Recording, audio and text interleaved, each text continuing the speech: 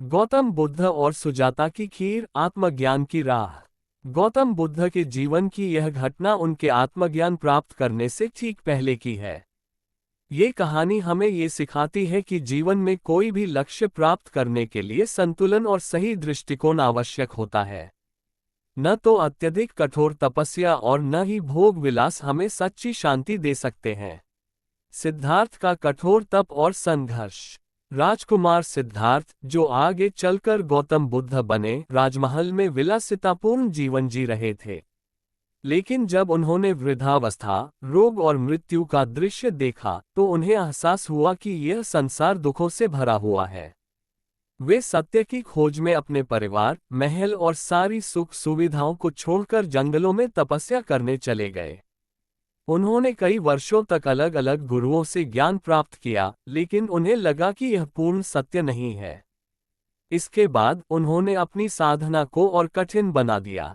वे नंगे पैर तपते सूर्य के नीचे खड़े रहते, कठोर तपस्या करते और बेहद कम भोजन करते। धीरे धीरे उनका शरीर कमजोर होता गया।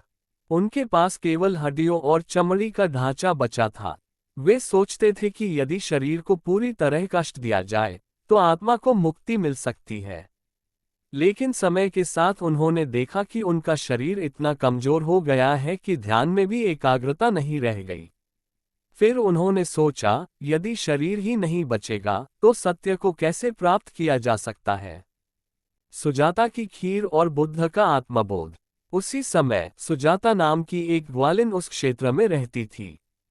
उसने यह मन्नत मांगी थी कि यदि उसे संतान प्राप्त होगी तो वह भगवान को खीर का भोग लगाएगी। जब उसकी इच्छा पूरी हुई तो वह बहुत प्रसन्न हुई और उसने स्वादिष्ट दूध और चावल की खीर बनाई। सुजाता अपने दासियों के साथ नदी के किनारे पहुंची, जहां उसने एक पीपल के वृक्ष, बोधि वृक्ष के नीचे सिद्धार्थ को देखा। वे बहुत दुर्बल दिख रहे थे, लेकिन उनके चेहरे पर तेज था। सुजाता ने सोचा कि यही वह दिव्य आत्मा है जिसे खीर का दान करना चाहिए। वह आदरपूर्वक उनके पास गई और खीर का कटोरा अर्पित किया। सिद्धार्थ ने प्रेम और कृतज्ञता से खीर ग्रहण की। ये पहला पौष्टिक भोजन था जो उन्होंने वर्षों में किया था। जैसे ही उन्होंने खीर खाई, उनका शरीर पुनः ऊर्जा से भरने लगा और उनकी चेतना जागृत हो गई। उसी क्षण उन्हें एक गहरी सीख मिली, अत्यधिक कठोर तपस्या और अत्यधिक भोग दोनों ही गलत हैं। जीवन में संतुलन आवश्यक है। योजक चिन्ह, योजक चिन्ह, योजक चिन्ह। बोधि वृक्ष के नीचे ध्यान और आत्मज्ञान। इसके बाद सिद्धार्थ ने कठोर तपस्या को छोड़कर ध्यान के माध्यम से सत्य की खोज करने का निश्चय किया। वे बोधगया के एक पीपल के वृक्ष के नीचे ध्यान में बैठ गए और संकल्प लिया कि जब तक उन्हें सत्य का ज्ञान नहीं होगा तब तक वे वहां से नहीं उठेंगे। उन्होंने लगातार कई दिनों तक ध्यान किया। इस दौरान मार्क, बुराई का प्रतीक, ने उन्हें भ्रमित करने की बहुत कोशिश की। उसने भय, प्रलोभन और संदेह के अनेक जाल फैलाए, लेकिन सिद्धार्थ अडिग रहे।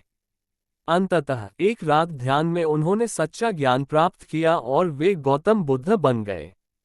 अब उन्हें समझ आ गया था कि जीवन का सार क्या है और दुखों से मुक्ति कैसे प्राप्त की जा सकती है।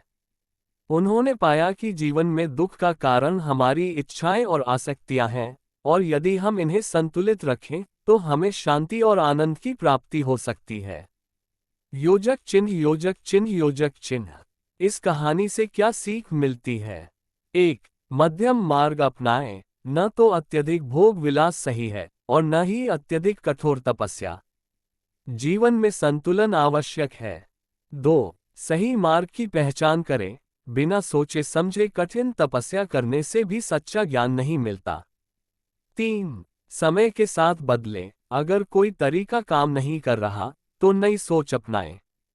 4. त्याग और संयम। इच्छाओं को सीमित कर देने से मन को शांति मिलती है। योजक चिन्ह, योजक चिन्ह, योजक चिन्ह। निष्कर्ष। सुजाता की खीर की यह घटना गौतम बुद्ध के जीवन में एक महत्वपूर्ण मोड़ थी। इसी के बाद उन्होंने मध्यम मार्ग, मिडल पाथ की अवधारणा को अपनाया, जो बाद में बौद्ध धर्म का एक महत्वपूर्ण सिद्धांत बना। इस कहानी से हम ये सीख सकते हैं कि जीवन में संतुलन और सही दृष्टिकोण अपनाने से ही वास्तविक ज्ञान और शांति प्राप्त की जा सकती है। तो दोस्तों, आपको मेरी ये कहानी कैसी लगी? अगर अच्छी लगी तो लाइक, शेयर और सब्सक्राइब जरूर करें। धन्यवाद। नमो बुद्धाय।